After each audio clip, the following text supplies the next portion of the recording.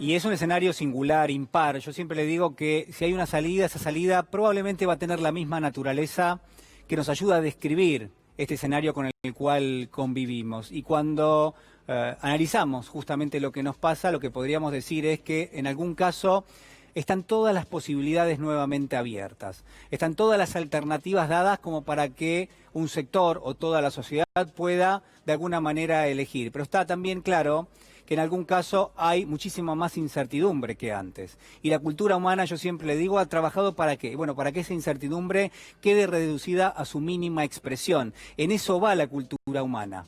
¿Por qué? Porque el ser humano, por definición, por naturaleza, por la propia condición humana, tiene a la incertidumbre como madre, como guía. No sabe lo que le va a pasar en la vida. Por eso entonces trabaja para tratar de acotar justamente todo eso. Y cuando proyectamos hacia adelante, lo curioso, lo que se repite permanentemente es que muchas veces esa proyección es el resultado de llevar hacia adelante aquello que vivimos, aquello que ya registramos, aquello que ya experimentamos. De alguna manera lo que hacemos es repetir lo que pasó y tratamos de afianzar eso y bajar un poquito el nivel de incertidumbre diciendo, bueno, lo que pasó es lo mismo que va a pasar.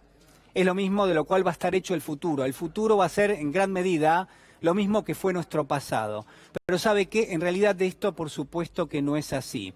Hay en este contexto una disputa. Es una disputa por generar algún tipo de, yo digo, en todo caso, de recorrido, de expectativa, de proyecciones, por generar algún debate que tenga que ver constructivamente con todo eso. Y hay aquellos que quieren darlo ese debate, están aquellos que de alguna manera quieren contribuir a que discutamos cómo va a ser ese futuro después de esta pandemia, después de este COVID-19, y están aquellos que lo que dicen es, miren, cuando yo proyecto el futuro, es prácticamente lo mismo que ha pasado. Es más, queremos que eso vuelva a suceder. No nos damos cuenta porque no está dicho, pero sí está propuesto y sí está en las actitudes. ¿De quiénes? De quienes forman parte de ese debate público. Quiero compartir con usted para que vea, para que ponga en ejercicio, para que se acerque conmigo a esta realidad que nos rodea y que de alguna manera ejercitemos juntos esto de acercarnos a las principales voces que tiene nuestra sociedad y pensar qué es lo que nos están proponiendo en este momento tan singular. Si el gobierno propuso, en algún caso, barrer la grieta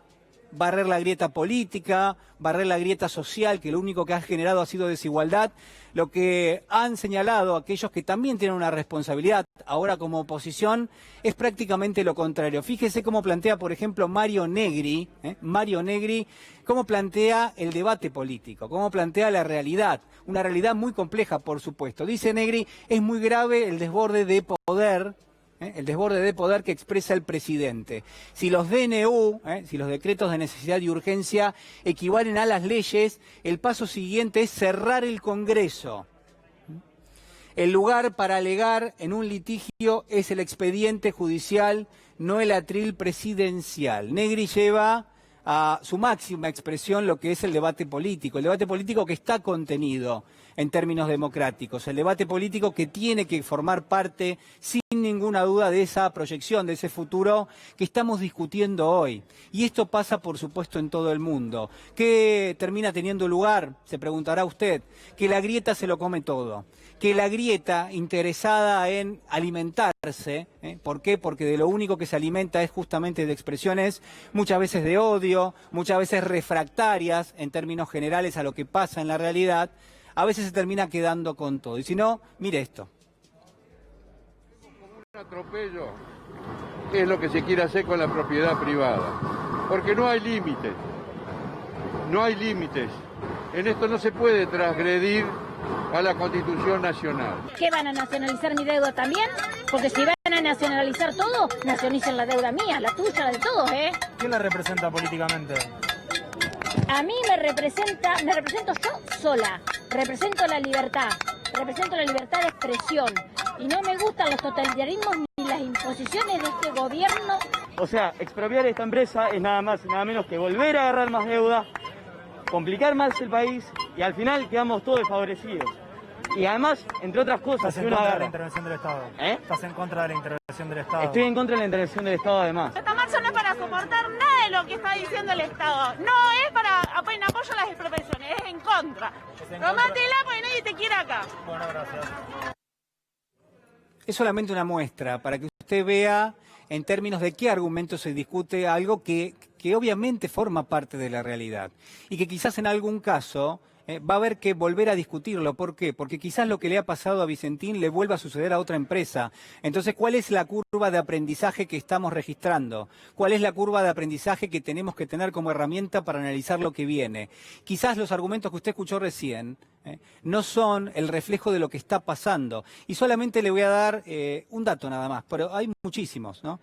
Comparta conmigo, fíjese, por ejemplo, qué dice uno de los directores del Banco Nación, una persona que se ha mostrado siempre interesado por reflejar la verdadera realidad de lo que le pasa, por ejemplo, a la compañía. Ante la justicia, un director del Banco Nación, que es Claudio Lozano, ratificó que Vicentín recibió 300 créditos de forma irregular. Y esto no estaba en las cosas que usted de alguna manera compartía conmigo recién. No estaba dicho. Lo que estaba dicho era toda otra agenda de argumentaciones que quizás uno tendría que aceptar que no pertenecen al plano de la realidad, que pertenecen al plano de la proyección, de lo que uno podría pensar, de lo que teme pensar que pueda suceder en un futuro, alimentado por un presente y alimentado por voces que obviamente buscan esa especulación, porque terminan alimentándose de esa grieta. Entonces, lo que quiero proponerle en esta tarde es que cualquiera de los temas que vamos a discutir, y hay muchísimos para hacerlo, y cualquiera sea el futuro que nos espera, hay que decidirlo hoy, y que no hay que dejárselo a las manos, no hay que dejárselo a los debates que proponen muchas veces referentes de la oposición política. Mire, lo que tuvimos en los últimos años ha sido un escenario de la desigualdad, un escenario donde grandes sectores de la sociedad perdieron muchísimos derechos, donde aumentó la pobreza, donde aumentó la indigencia. Reproducir eso, llevarlo hacia adelante, sería realmente un crimen. Sería realmente lamentable. Y hay un interés por proponer algo distinto. Pasa en el mundo y también seguramente pasa en la Argentina. Por eso cuando ocurren este tipo de cosas, y ahora comparto otra de las aproximaciones a la realidad, que es en este caso la de un medio de comunicación que está muy interesado en hacer parecer que el presidente toma definiciones de carácter caprichoso porque le convienen políticamente, no porque lo que se discute es la vida o la muerte, sino porque se discute es si de alguna manera esto le va a proveer algún tipo de especulación política, si le va a dar algún crédito político. Entonces se desvirtúan las discusiones, se desvirtúan los debates. Y en esta instancia donde tenemos que ver hacia adelante, donde tenemos que proyectar si lo que viene tiene un carácter progresista o si en todo caso lo que viene tiene un carácter conservador, reaccionario, discriminatorio. Mire, lo que quiero decirles es que en los últimos días ha habido más voces de esta última instancia, de este último grupo, que del primero. Y que quizás en algún caso es momento nuevamente de discutir y de darle un lugar, porque lo que hay es una disputa y todos tenemos que dar la pelea.